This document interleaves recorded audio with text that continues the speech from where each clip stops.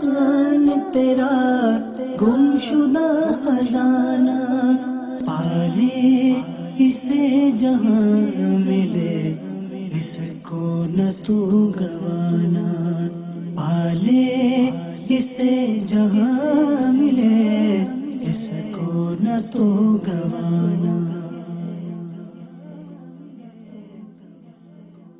الحمد للہ رب العالمین والصلاة والسلام علی سید الانبیاء والمرسلین، اما بعد فاعوذ باللہ من الشیطان الرجیم، بسم اللہ الرحمن الرحیم، الصلاة والسلام علیک یا رسول اللہ وعلی آلک واصحابک یا حبیب اللہ، الصلاة والسلام علیک یا نبی اللہ وعلی آلک واصحابک یا نور اللہ۔ نبی رحمت، شفیع امت، مالک جنت صلی اللہ تعالی علیہ وآلہ وسلم کا فرمان عالی شان کا مفہوم ہے کہ تم اپنی مجلسوں کو مجھ پر درود پاک پڑھ کر سجایا کرو، کیونکہ تمہارا یہ درود پاک پڑھنا بروز قیامت تمہارے لیے نور ہوگا۔ صلو علی الحبیب صلی اللہ تعالی علی محمد وعلی آلہ واصحابہ وبارک وسلم۔ جی جناب، ایک بار پھر حاضر خدمت ہیں اگلی ایپیسوڈ لے کر، اور اس میں بھی انشاءاللہ حسب معمول مفتی صاحب دین کی باتیں، شریعت مطہرہ کی باتیں، علم دین کی باتیں اور حکمت کی باتیں ہمیں عطا فرمائیں گے۔ دارالفتہ اہل سنت کے مفتی صاحب الحمدللہ اس سلسلے کی خاص بات یہ ہے تشریف لاتے ہیں اور اپنے ملفوظات سے ہمیں نوازتے ہیں۔ تو حسب معمول آئیے سلسلے کو آگے بڑھاتے ہیں، اور کچھ چاہوں گا کہ پہلے کچھ ری انفورسمنٹ کروا دوں، آپ کی پرانا ٹاپک تازہ کروا دوں۔ یاد ہوگا آپ کو پچھلی قسط میں ہم نے روزے کی حکمت، روزے کا جو حاصل ہے، اس پر جو ہے وہ گفتگو ہوئی تھی، اور ضمناً اس میں یہ بھی تذکرہ ہوا تھا اور بہت پیارے مدنی پھول ملے تھے کہ جو عبادت ہے یہ استقامت سے کرنے والی، رعایت کے ساتھ والی جو عبادت ہے آداب کی، اور للہیت و اخلاص کے ساتھ کرنے والی عبادت یہ پرہیزگاری کی طرف لے کر جاتی ہے، اور ان صفات سے خالی عبادت وہ ضروری نہیں ہے کہ آدمی کو، بلکہ وہ اس پرہیزگاری کی طرف لے کر نہیں جاتی ہے۔ تو اب ظاہر ہے کہ نیچرلی سوال یہ آرائز ہوتا ہے، مفتی صاحب کی طرف آپ کو لے کر چلتا ہوں۔ مفتی صاحب، اب یہ آپ نے ہمارا ذہن بنایا لاسٹ ٹائم عبادت کا، للہیت کا، اخلاص کا، آداب کی رعایت کا، اور پھر اس کا جو نعمت ہے جو حاصل ہونی ہے پرہیزگاری کی، اس کا آپ نے ذہن بنایا، تو پھر اب نیچرل ریئیکشن اور نیچرل کویشچن یہ آرائز ہوتا ہے کہ یار دل تو جوش تو آ گیا اور کر بھی ڈالی عبادت، لیکن پھر جو ہے نا وہ جوش ٹھنڈا پڑ گیا اور اب پھر پیچھے ہو گئے، تو کبھی آن ہو جاتا ہے ہمارا یہ والا بٹن، کبھی آف ہو جاتا ہے، تو استقامت ملتی نہیں ہے۔ عبادت کبھی بہت بھاری نفس پر لگتی ہے، کبھی بہت آسان لگتی ہے، تو یہ اتار چڑھاؤ کیوں ہوتا رہتا ہے؟ استقامت سمجھ دل مانتا ہے کہ استقامت ہونا چاہیے، استقامت حاصل نہیں ہوتی۔ کوئی جو ہے وہ کوئی پروگرام بتائیں، کوئی سٹیپس بتائیں، کوئی نسخہ، کوئی ریسیپی ہے تو وہ ارشاد فرمائیے، اس پر عمل کریں تو اس طرف چل پڑے گاڑی ہماری۔ بسم اللہ الرحمن الرحیم، الحمدللہ رب العالمین والصلاة والسلام علی سید الانبیاء والمرسلین۔ سوالات تو بہرحال بہت اہم ہیں، اس لیے کہ زندگی کا مقصد جو ہے وہ عبادت ہے، اور عبادت کے حوالے سے جتنی بھی اچھی باتیں کی جائیں گی، اس کو سمجھنے کی کوشش کی جائے گی، گویا ہم اپنے زندگی کے مقصد کو اچھی طرح سمجھ رہے ہیں، جی جی، اور اس کی ادائیگی کے بارے میں جو سوالات آتے ہیں ان کے جوابات حاصل کر رہے ہیں۔ ٹھیک، تو ایک تو یہ کہ اہم باتیں ہیں، ان کو غیر اہم نہیں سمجھنا صحیح ہے۔ دوسری باتیں یہ آئیں کہ جیسے عبادت کرنی ہے اور اس سے فوائد اور ثمرات حاصل کرنے ہیں، ساری زندگی کرنی ہے، تو اب ایک یہ آیا کہ دل لگے نہ لگے، پھر یہ کہ استقامت ملے، اخلاص اور للہیت کے ساتھ کریں گے تو وہ نتائج ملتے ہیں، ٹھیک ہے، تقویٰ، پرہیزگاری ٹھیک ہے، وغیرہ وغیرہ۔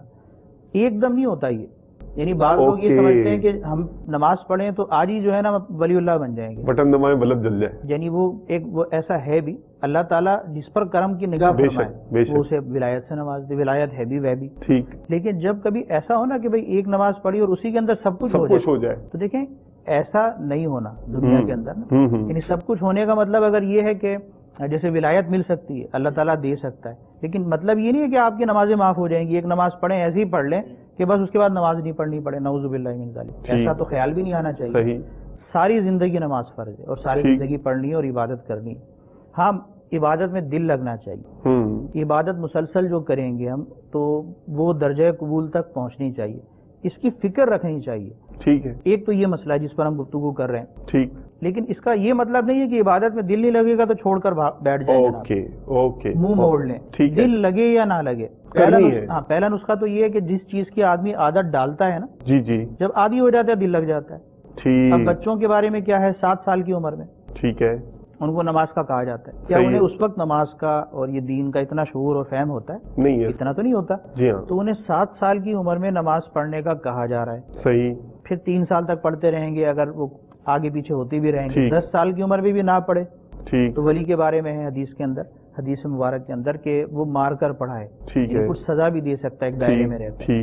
نماز کا عادی بنائے. تو معلوم یہ ہوا کہ جس بچے کی پرورش ایسے ہوگی کہ جب اس کو نماز کی عادت پڑ جائے گی تو نماز چھوٹے گی نہیں, پھر اس کا دل لگنا شروع ہوگا. مرحبا.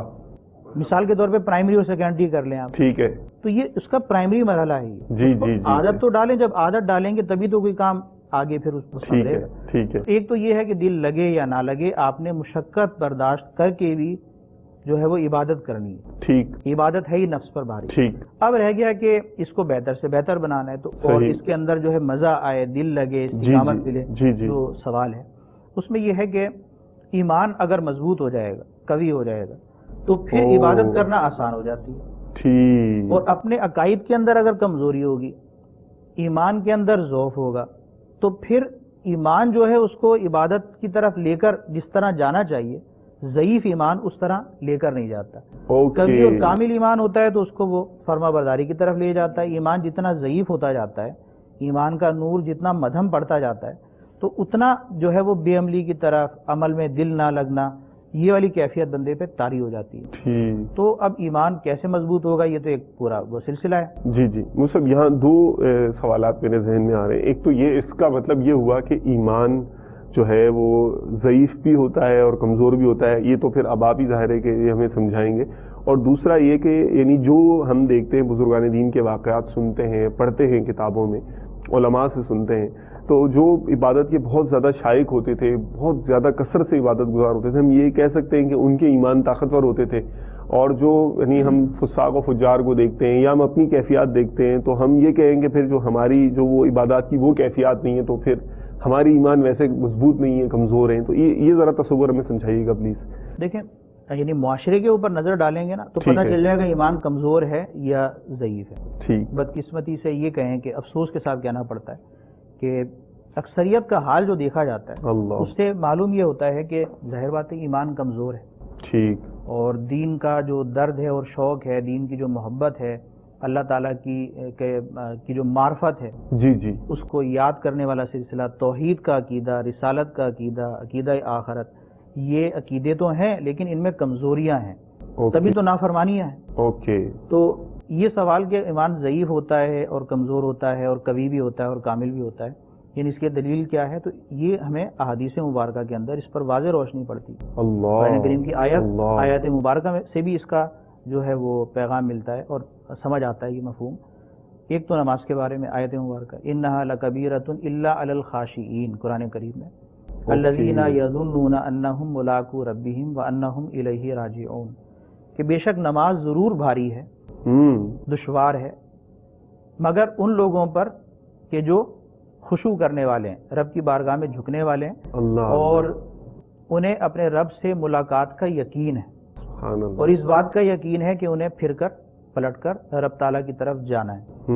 تو جنہیں یہ یقین ہے نا کہ رب سے ملنا ہے اور ہمیں پلٹ کے رب کی طرف جانا ہے, یعنی یہ جنہیں یقین ہے, پختہ یقین, عقیدہ ان کا یہ مضبوط ہے, جی جی, تو ان کے بارے میں اس آیت میں یہ فرمایا گیا کہ ان پر نماز بھاری نہیں ہے. اور جن کے عقیدے میں کمزوری ہے اور ان کا یقین اتنا مضبوط نہیں ہے, یقین ہے لیکن اس پر غفلت کا پردہ پڑ جاتا ہے, لاٹ آ جاتی ہے, غفلت طاری ہو جاتی ہے, تو اس کے بارے میں یہ ہے کہ بقیہ پر نماز دشوار ہے. تو بعض تو ہوتا ہے کہ دشواری کو دیکھ کے وہ نمازیں چھوڑ دیتے ہیں, مشقت برداشت نہیں کر پاتے, بعض کرتے ہیں تو دل نہیں لگتا. تو دونوں کے حوالے سے اس آیت میں یہ درس ملا کہ جو نہیں پڑھتے وہ بھی پڑھیں, اور جو پڑھتے ہیں اور انہیں دشواری معلوم ہوتی ہے انہیں بھی چاہیے کہ نماز کے اندر کس طرح دل لگے گا, نماز کے اندر کیسے خشوع و خضوع پیدا ہوگا اس کا کوئی طریقہ اختیار کریں. وہ طریقہ یہ ہے کہ اپنے ایمان کو مضبوط کریں. ٹھیک. اب حدیث شریف کے اندر غور کریں تو حدیث مشہور و معروف حدیث مبارکہ جس میں نبی کریم علیہ الصلوۃ والسلام نے ارشاد فرمایا من رآ منکم منکرا فلیغیرہ بیدی، کہ تم میں سے جو برائی کو دیکھے تو اسے چاہیے کہ اپنے ہاتھ سے بدل. بری بات ہے تو اس کو روکنے پہ قادر ہے، روکے، یہ نہیں کہ بیٹھے بیٹھے دیکھ رہا ہے، یہ والا کام نہیں. صحیح. فإن لم یستطع فبلسانہ، اگر ہاتھ سے روکنے پہ قادر نہیں ہے تو نبی کریم صلی اللہ تعالی علیہ وسلم نے فرمایا کہ اپنی زبان سے منع کرے. اوکے. خاموشی اختیار نہ کرے. اس کا ایمان اس کو روکنے پر مجبور کرے گا نا، کہ برائی ہے تو روکے. نیکی کی دعوت دینا، برائی سے منع کرنا، یہ تو اعلیٰ درجے کی دین کے فرائض میں سے اور مسلمانوں کی ذمہ داری ہے. اس کا درس اس حدیث میں دیا جا رہا ہے.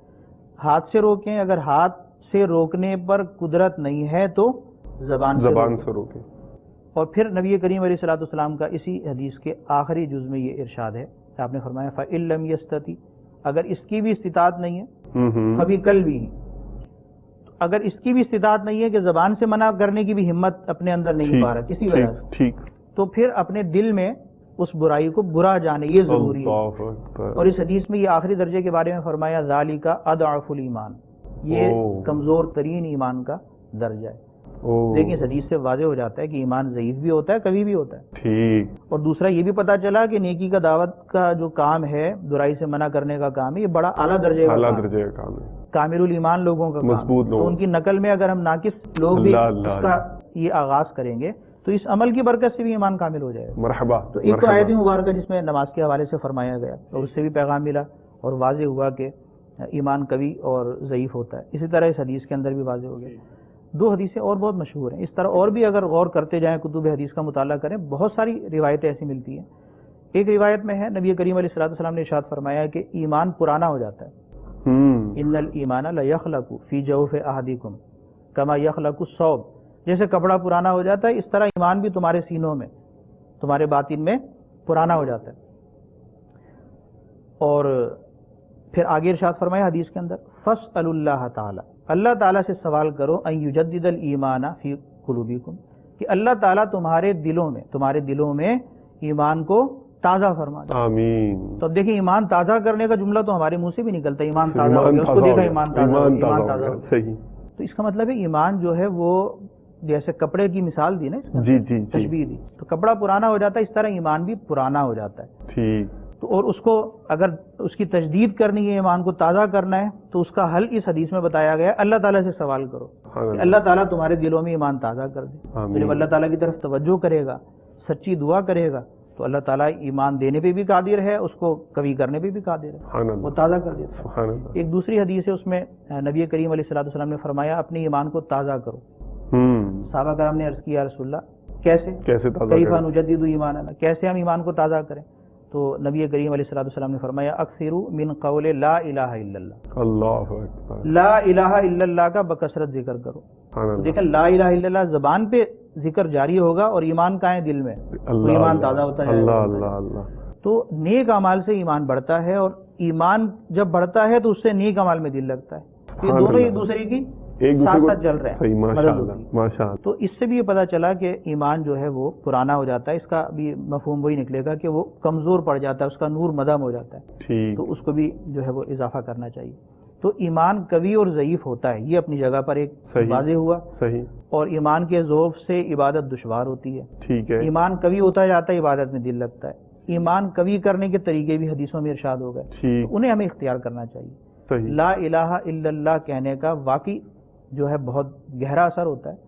صوفیاء کرام، مشائخ اعظام، امیر اہل سنت نے بھی دامت برکاتہم العالیہ دن بھر کے جو وظائف ہوتے ہیں مریدین کے لیے، اس میں 166 بار لا الہ الا اللہ جو ہے اس کا ورد، اور 313 بار درود پاک، اور 70 بار استغفار.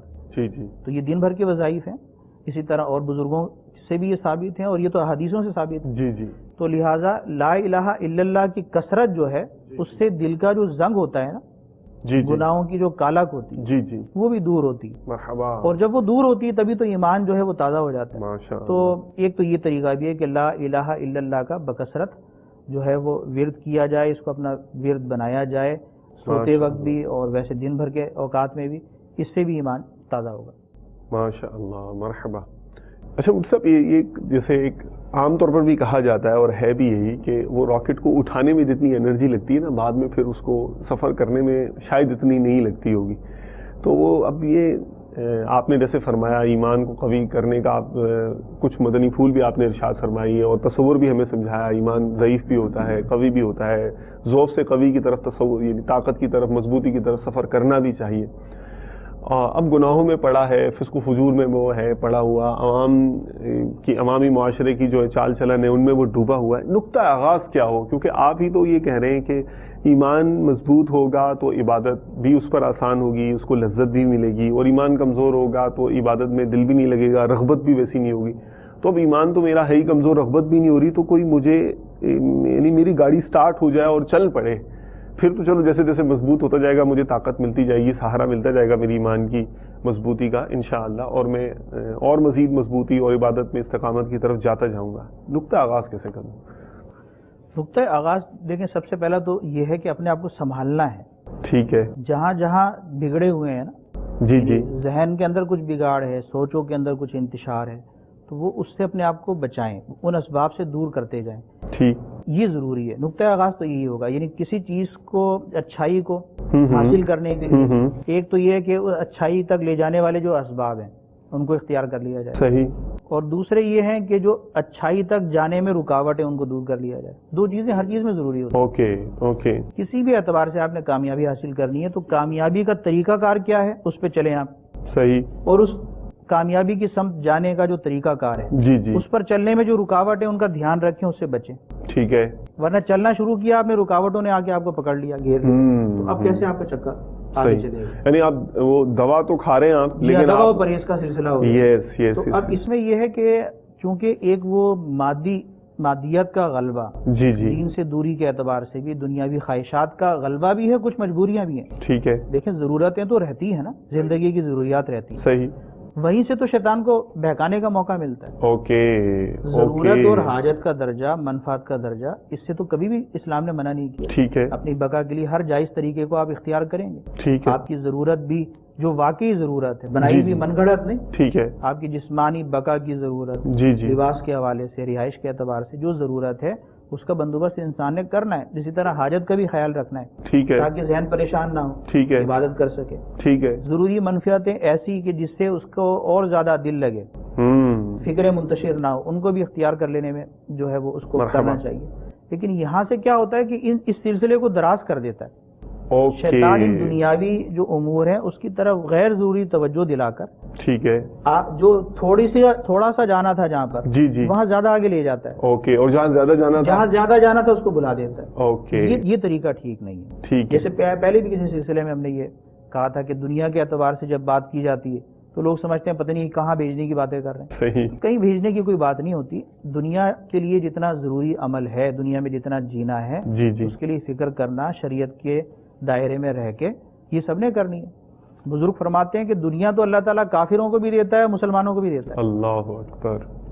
دین اور آخرت مسلمانوں کو دیتا ہے. سبحان اللہ. تو دیکھیں جو چیز ملنے والی ہے، روزی ہے، دیگر ہے، جس کی اس نے ذمہ داری بھی لی ہے اور کوشش کرنے کا بھی کہا ہے، تو اس کے جو ضروری اسباب ہیں جس سے آپ کی زندگی کی بقا قائم رہے اور آپ اپنی زندگی کا مقصد ادا کر پائیں، تو اس کا تو جو ہے وہ ضروری ہے. لیکن اس سلسلے کو اتنا دراز کر لینا کہ اسی کو اپنا مقصود بنا لیا جناب، ٹھیک، کہ اس میں اتنا زیادہ غلو ہو گیا اور اتنی زیادہ توجہ ہو گئی کہ اپنی خواہشات سے آدمی نکل ہی نہیں پا رہا. صحیح. جب تک خواہشات کے بکھیڑے سے نکلے گا نہیں تو جو خواہش کے خلاف کام ہے، مثلا عبادت ہے، عبادت والی زندگی ہے، اللہ تعالیٰ کو یاد کرنے والا معاملہ، آخرت کی تیاری والا، اس طرف وہ کیسے جائے گا؟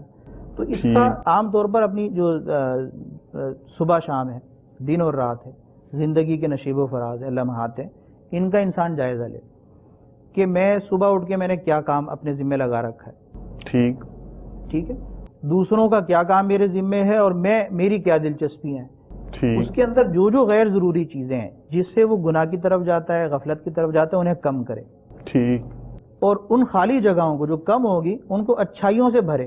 صحیح. مثال کے طور پہ وہ مسجد میں جاتا ہی نہیں. اگر ایک آدمی محاسبہ کر رہا ہے اپنا کہ بھئی میں مسجد میں جاتا ہی نہیں، قدم ہی نہیں رکھتا، کبھی جمعے کو جاتا ہوں وہ بھی 2 رکعت کے لیے جاتا ہوں، اس کے بعد بھاگ آتا ہوں، نہ پہلے کی سنتیں پڑھنی نہ بات. تو اب اسے یہ سوچنا چاہیے کہ میں مسجد میں کیسے جاؤں اور کیوں نہیں جا پاتا، میرا وقت کہاں گزرتا ہے. تو جب وہ غور کرے گا تو ہو سکتا ہے سستی کائلی میں پڑا رہتا ہو گھر پہ. ٹھیک. جب کچھ نہیں کرنا تو اٹھا کے جناب موبائل کے اندر لگ گیا، کہیں کمپیوٹر پہ بیٹھے ہیں تو 5 گھنٹے غیر ضروری نیٹ کے اوپر، سوشل ویب سائٹس کے اوپر جو ہے وہ ضائع ہو گئے. ٹھیک. اسی طرح سرکل ہوتا ہے بعض کا، ٹھیک ہے. 3 گھنٹے باہر رہنا ہے، ہوٹلنگ کرنی ہے، ادھر ہی بیٹھنا ہے ادھر ہی بیٹھنا ہے. جب اتنے 3 گھنٹے رات کو باہر رہیں گے تو پھر صبح کہاں نمازوں کا ہوش ہوگا اور کہاں جناب اپنی ذمہ داریوں کا احساس آئے گا. تو اس سے دنیا کے نظام میں بھی خلل آتا ہے. لیکن ابھی تو ہم تھوڑی سی دین کی بات کر رہے ہیں. تو اس حوالے سے اگر وہ اپنا کوئی جائزہ لے گا کہ کہاں کہاں میں نے گناہ کے کام یا گناہ کی طرف لے جانے والے کام یا فضول وقت میرا ضائع ہو رہا ہے، ان میں سے تھوڑا تھوڑا سا وقت کم کریں اور اپنے آپ کو اچھے ماحول میں ڈالیں بالکثرت. یہ پہلا مرحلہ ہے، اس کو آپ نقطۂ آغاز کہیں. جب اچھائی کے قریب آئیں گے نا تو اس کو دیکھنے کا، سمجھنے کا، غور کرنے کا، تجربہ کرنے کا، یہ سارے مواقع اس کو ملتے جائیں گے. تو ہمارے ہاں تو جو ہے وہ ماشاءاللہ اللہ تعالیٰ کا فضل و کرم ہے کہ دعوت اسلامی کا مدنی ماحول ہے، اور وہ صرف باب المدینہ کراچی میں نہیں ہے، پورے پاکستان میں. اور اب مدنی چینل کے ذریعے سے تو پوری دنیا کے اندر دھومیں ہیں. تو کچھ وقت مدنی چینل کو بھی دیں، اس کے ذریعے سے سنیں اچھے پیغامات کیا ہیں. مدنی مذاکروں کے اندر ایمان افروز گفتگو، دارالفتہ اہل سنت کے سلسلے ہوتے ہیں، وہاں پر دین کے ضروری مسائل، اپنے عقائد کی بھی اعمال کی اصلاح کے لیے آپ تھوڑا سا وقت دینے کے لیے تو تیار ہونا. جی جی. یعنی نقطۂ آغاز یہ ہوگا کہ آپ نے اپنے وقت کی قدر کرنی. ٹھیک. اگر وقت کی قدر نہیں کریں گے تو پھر آپ کا وقت ضائع اور برباد ہوتا جائے گا. قدر کریں گے تو آپ کو پھر وقت اچھے کاموں میں لگانے کا شوق پیدا ہوگا. اسی طرح نیک اجتماعات میسر آتے ہیں، محلے کی مساجد قریب ہوتی ہیں، 5 وقت جانے کا ذہن تو بنائیں. صحیح. قرآن کریم میں ہے کہ نماز برے اور بے حیائی کے کاموں سے روکتی ہے. واقعی یہ تو یعنی ایک عام سی بات ہے اور مشاہدے کی بات ہے کہ جو نماز پڑھنے والے ہیں صحیح اور جماعت کے ساتھ 5 وقت کی نماز پابندی کے ساتھ پڑھنے والے ہیں، آپ ان کو برائیوں میں کم مبتلا پائیں گے. ماشاءاللہ. اور انہیں اللہ تعالیٰ یاد آتا رہے گا، رات کو نیند نہیں آئے گی نماز نہیں پڑھی میں نے. سبحان اللہ. اور اگر نماز کی پابندی ہے اور اس سے جو ایک دل کو سکون ملتا ہے، مرحبا. نماز رہ جائے گی تو ان کے دل میں کڑن ہوتی ہے. تو یہ جو چیزیں ہیں ان کو ایک ایک چیز کو اختیار کریں. نماز تو ہے کہ جو روزانہ پڑھنی ہے، سب سے پہلے نماز کی پابندی کریں. اس کو اپنا نقطۂ آغاز بنا لیں. اپنے وقت کے ضیاع پر نظر رکھ کے نماز کی طرف آئیں. ٹھیک. بے نمازی پن کو چھوڑ دیں. انشاءاللہ نماز کو اگر آپ صحیح معنوں میں پکڑیں گے نا، اور پھر آگے دین کو سمجھنے کا اور دین پر چلنے کا اور اپنی اصلاح کا آپ کا ذہن ہوگا تو سنورتے جائیں گے. ماشاءاللہ. ایک بزرگ کا قول ہے کہ اپنی اصلاح آپ کرو ورنہ ہلاک ہو جاؤ. اپنی اصلاح آپ کرو ورنہ ہلاک ہو جاؤ. دیکھیں اس کا مطلب یہی ہے کہ اپنی اصلاح کی فکر کرو. دوسرا آدمی آپ کو سمجھائے گا، توجہ دلائے گا واضح و نصیحت کے ذریعے سے، لیکن وہ آپ کے دماغ کو، آپ کے ضمیر کو جھنجھوڑ نہیں سکتا. اس کی باتوں کو یاد رکھ کے اپنے آپ کو تیار کرنا، اپنے آپ کو بدلنا اور عمل کے لیے تھوڑا سا اٹھنا، ہمت کرنا، یہ تو آپ کے اختیار میں ہے. دوسرا آپ کو پکڑ کے اٹھا تو نہیں سکتا. تو نقطہ آغاز یہ ہے کہ خود اٹھیں آپ. صحیح. اور آغاز کریں، پھر اللہ تعالیٰ سے دعا مانگیں اور پھر آگے کا جو سلسلہ ہے اس کو اختیار کریں. ٹھیک ہے. جزاک اللہ خیرا. اچھا صاحب، آخر میں جو ہے مظاہرے رمضان مبارک کے نسبت سے جو ہے کچھ مسائل شامل کرتے ہیں اس سلسلے میں.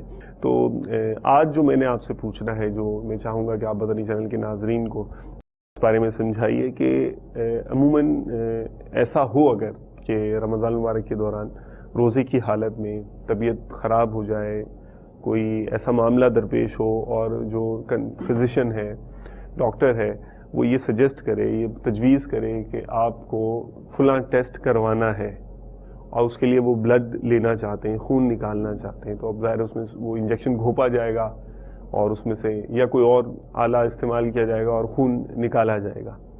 تو کیا آپ روزہ کنفیوز ہو جاتے ہیں کہ اب روزے کا کیا ہوگا، روزہ رہا، ٹوٹا، کیا ہوا؟ جی ہاں، کافی سوالات دارالفتہ میں بھی آتے ہیں، فون کالز بھی آتی ہیں، مدنی مذاکروں میں بھی سوالات ہوتے ہیں. تو خون نکالنے سے، بلڈ ٹیسٹ جو ہوتا ہے، جسم سے کوئی بھی چیز نکلتی ہے نا، اس سے روزہ نہیں ٹوٹتا. جسم میں جائے اس کا ضابطہ ہے. منہ جو کے ذریعے سے آپ نے کچھ کھایا، ٹھیک ہے، ناک میں پانی چڑھایا، وہ حلق سے نیچے اتر گیا، ٹھیک ہے، یا اور بعض صورتیں. تو ان صورتوں میں کہ کوئی چیز باہر سے جائے اور پیٹ کے اندر اس طرح کے باہر سے اس کا رشتہ ختم ہو جائے، اس طرح جانے سے روزہ ٹوٹتا ہے جسم سے نکلنے سے کوئی چیز، چاہے وہ بلڈ ٹیسٹ کی صورت میں خون نکلے یا کچھ اور، اس سے روزہ ٹوٹتا نہیں. وہ بہت پیارا رہنما اصول دے دیا نا کہ جسم سے نکلنے سے روزہ جو ہے یہ قاعدہ یاد کر لیں گے تو بہت ہی پیارا ہو گیا یہ تو ماشاءاللہ. اچھا یہ بتائیے کہ اب یہ تو آپ نے وہ ارشاد فرمایا نا نکالنے والا، اور جسم میں داخل ہونے کے حوالے سے آپ نے فرمایا کہ ضابطہ ہے. تو اب یہ بھی ہوتا ہے کہ بیماری میں تو یہ بھی ہو سکتا ہے کہ ڈرپ لگ جائے یا انجیکشن جو ہے نا وہ لگا دیا جائے، تو اس میں پھر کیا ارشاد فرماتے ہیں؟ میں نے کہا نا باہر سے ایسی چیز داخل ہوئی جو اندر باطن میں پیٹ میں چلی گئی اور باہر سے اس کا رشتہ ختم ہو گیا. یہ ضابطے کا خلاصہ میں نے آپ کو سمجھانے کے لیے تاکہ عوام مد نظر رکھیں. انجیکشن کے اندر بھی چیز تو باہر کی ہے، ٹھیک ہے، اور انجیکشن سے اندر جا رہی ہے، صحیح ہے، لیکن یہ ہے مارکۃ الآرا مسئلہ. فقہاء کرام کے مابین اس میں اختلاف ہے کہ اب وہ چیز پیٹ میں جاتی ہے یا نہیں جاتی، اور اس بارے میں جو پورا جو فقہی جو جزیات ہیں ان کے ذریعے سے جو جزیات اور پھر ضابطے ہیں ان پر نظر کرنے سے رائے مختلف ہو جاتی ہے بعض کی. ایک بعض کی ایک طبقے کی اہل علم کی وہ رائے یہ ہے کہ انجیکشن لگانے سے روزہ ٹوٹ جاتا ہے، اسی طرح ڈرپ لگانے سے بھی ٹوٹ جاتا ہے، ٹھیک ہے. لیکن جو زیادہ بڑا گروہ کہیں آپ فقہاء کا، اور ان کی رائے یہ، ہمارے یہاں کا فتویٰ بھی یہی ہے کہ انجیکشن لگانے سے روزہ نہیں ٹوٹتا. لہذا اختلافی مسئلے کے اعتبار سے اگر لگائیں گے ٹوٹے گا نہیں، جواب یہی ہے انجیکشن کا یا ڈرپ کا، لیکن بچنا چاہیے اس سے اختلاف کی بنا پر. لہٰذا اگر کوئی بچ سکتا ہے اور افطار کے بعد جو ہے وہ انجیکشن لگا لے تو اس پر عمل کر لے، اس میں کوئی حرج نہیں ہے. لیکن اگر کوئی انجیکشن لگا بھی لے گا، مجبوری ہو گئی ایسی، انجیکشن کے بغیر اب گزارا نہیں ہے، تو فتویٰ یہ ہے ہمارے دارالفت اہل سنت کا بھی اور یوں کہیں کہ جمع غفیر کا، علماء کرام کی اکثریت اس پر ہے کہ اس سے روزہ نہیں ٹوٹتا. ٹھیک ہے. اچھا گنجائش ہے اس کا. ٹھیک ہے. اچھا یہ ارشاد فرمائیے، اب اگر یہ سن کر میں وہی طاقت کی انجیکشن لے کر یا اس طرح کی ترکیبیں کر کے میں وہ لگاتا رہوں تو کیا یہ میرا طرز عمل مناسب ہوگا، اچھا ہوگا روزے کی حالت کے اندر؟ یا انجیکشن سے جو ایک ہے نا روزہ اس کے ٹوٹنے کا مسئلہ، اگر وہ طاقت کا انجیکشن بھی لگائیں گے روزہ ٹوٹے گا نہیں، ٹھیک. لیکن اس طرح طاقت کا انجیکشن لگانا کہ اس کے بعد بھوک اور پیاس ہی محسوس نہ ہو، جی تو یہ روزے کی جو حکمت ہے نا، ٹھیک ہے، ایک طرح سے اس کے منافی کام ہو جاتا ہے. تو لیکن روزے پر اس کا اثر یوں نہیں پڑے گا کہ روزہ فاسد ہو گیا، روزہ ٹوٹ گیا، ٹھیک، لیکن اس سے بچنا چاہیے جب تک ضرورت نہ ہو. ہاں ایسی نکاحت اور کمزوری ہو گئی کہ جناب اب روزہ پورا کرنا ہی دشوار ہے، اور پتہ ہے کہ یہ اس کی ایک طرح کی وہ ہے غذا ٹائپ کی، ایک دوا ہے، یہ غذا تو نہیں ہے، لیکن اس سے جسم میں اتنی قوت آ جائے گی کہ روزہ اس کا پورا ہو جائے گا. تو اب اس اختلافی مسئلے کو مد نظر رکھتے ہوئے ہمارے یہاں کا فتویٰ جو ہے کہ انجیکشن لگانے سے روزہ نہیں ٹوٹتا. اس وقت مجبوری میں اپنے آپ کو سہارا دینے کے لیے کوئی لگوائے الگ ہے، اور ایک یہ کہ جس طرح پیٹ بھرا آدمی گھوم رہا ہوتا ہے، وہ انجیکشن اور ڈرپ لگا کے جناب اتنا موٹا تازہ ہو کے گھومتا رہے، تو یہ ایک اچھا عمل نہیں. ٹھیک ہے. جس طرح کھانے کے بارے میں ہمارے یہاں کتنی بار یہ امیر اہل سنت نے درس دیا ہے کہ سحری میں کس لیے کھاتے ہیں، ٹھیک ہے، کہ پورے دن جو ہے وہ روزے دار ہے، اتنا کھا لیتے ہیں کہ جناب چلنا دشوار، اس کو چلانا پڑتا ہے. اور افطار میں اس لیے کھاتے ہیں کہ جناب صبح سارا دن کچھ نہیں کھایا، تو ہر وقت پورے رمضان پیٹ جو ہے نا وہ پورا ایک وہ دیگ بنا رہتا ہے. تو یہ اس طرح کا جو مظاہرہ کرتے ہیں، روزہ تو ان کا بھی ہو جاتا ہے صحیح، لیکن اس طرح جب روزہ رکھیں گے تو کہاں انہیں عبادت کی، نماز میں خشوع کی، اور جو ان کی سستی کاہلی وہ کیسے دور ہوگی. جی جی. تو روزے کی حکمت کو بھی مد نظر رکھنا چاہیے کہ بھوک پیاس محسوس ہو، تاکہ نفس کے خلاف جو روزے کی عبادت ہے اس سے وہی جو پرہیزگاری کے فوائد اور ثمرات ہیں وہ حاصل ہو سکے. اچھا وہ سب انہیلر ایستھما کے مریض ہوتے ہیں یا سانس کی تکلیفیں ہوتی ہیں تو ان کو بعض اوقات انہیلر لینا پڑتا ہے اور فزیشین کی سجیشن بھی ہوتی ہے. تو اگر تو یعنی ڈاکٹر نے یہ کہا ہے کہ آپ کو یہ لینا ہے دوران روزہ بھی اس نے کو تجویز کیا ہے تو اس کے حوالے سے کیا ارشاد فرماتے ہیں؟ انہیلر میں گیسز ہوتی ہیں، جب وہ لیں گے آپ وہ منہ میں لیتے ہیں، جی جی. اسی طرح جو ہے ناک میں بھی شاید وہ کچھ اسپرے کرتے ہوں گے کچھ اس طرح کا، تو وہ چونکہ اس کے ذرات وہ گلے سے نیچے اتر جاتے ہیں لہٰذا روزہ ٹوٹ جاتا ہے. یہ جو دمے کے سانس والے مریض ہیں انہیلر روزے میں نہیں لے سکتے. سحری کے وقت لیں، اپنے ڈاکٹر سے مشورہ کر لیں، افطار کے بعد لیں، روزے میں نہیں لیں گے. اگر لیں گے تو روزہ ٹوٹ جائے گا.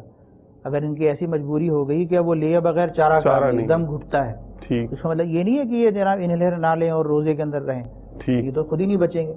تو اس میں کہ روزہ توڑنے کی اجازت مل جاتی ہے. مریض کا مرض جب ایسی شدت اختیار کر جائے کہ اب وہ بغیر کھائے پیے یا اس طرح دوا کے بغیر وہ اس کا گزارا نہیں ہے تو روزہ توڑنے کی اجازت مل جائے گی. لیکن انہیلر لینے سے روزہ ٹوٹے گا ضرور. ٹھیک اور قضا ٹھیک، کرنی پڑے گی، اس کا صحیح، کفارہ نہیں ہے۔ رمضان کے بعد ایک روزہ جو ٹوٹا ہے اس کی قضا کرے گا وہ، فرض رہے گی، فرض روزے کی قضا فرض ہوتی ہے۔ صحیح، ٹھیک، جزاک اللہ خیرن مفتی صاحب، آپ نے اتنے پیارے پیارے مدنی پھول عطا فرمائے۔ اگلی قسط میں انشاءاللہ عز و جل مزید مدنی پھولوں کے ساتھ آپ کی خدمت میں یہ سلسلہ لے کر پھر حاضر ہوں گے، اجازت چاہتے ہیں۔ جزاکم اللہ خیرا و احسن الجزاء۔